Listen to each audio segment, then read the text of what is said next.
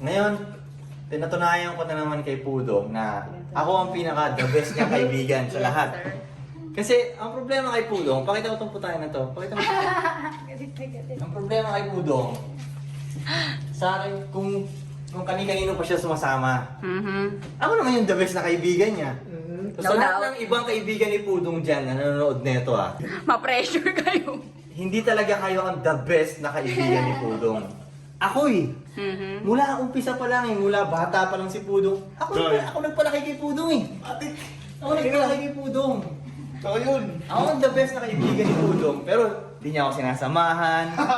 Hindi niya ako pinaniniwalaan. Lagi niya ako di pinaniniwala. Sa tingin niya siya yung tama. Ako naman ang tama.